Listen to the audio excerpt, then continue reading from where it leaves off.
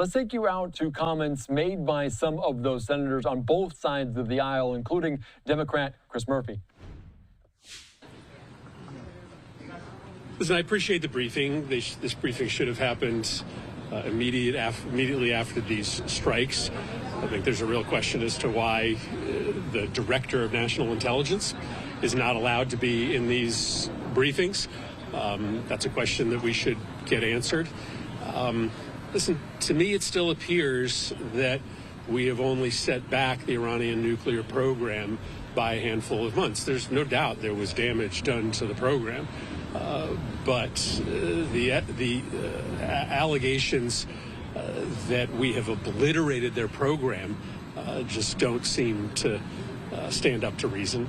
So obviously I can't share any of the details from this briefing, but I just do not think the president was telling the truth when he said this program was obliterated. There's certainly damage done to the program, but there is the significant there's still significant remaining capability for the Iranians. The DIA analysis is accurate? Well, the DIA analysis is preliminary, but and again, I can only speak to what's been reported openly.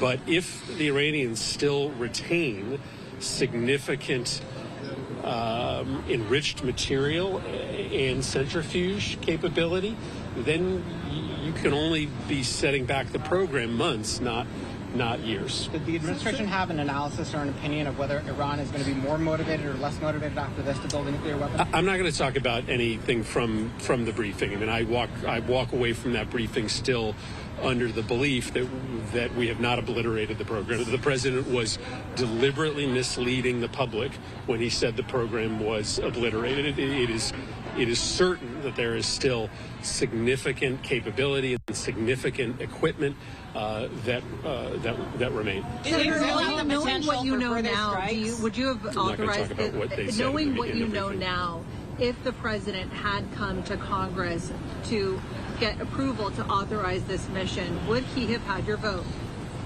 No. Ultimately, the only way to truly constrain Iran's nuclear program is diplomacy. You cannot bomb knowledge out of existence. No matter how many scientists you kill, there are still people in Iran who know how to work centrifuges. And if they still have enriched uranium and they still have the ability to use centrifuges, then you're not setting back the program by years. You're setting back the program by months. The only path forward is diplomacy. And I just have not heard a realistic path from this administration about diplomacy. Of course, all of us would love a diplomatic agreement in which Iran promises to hold no enriched material.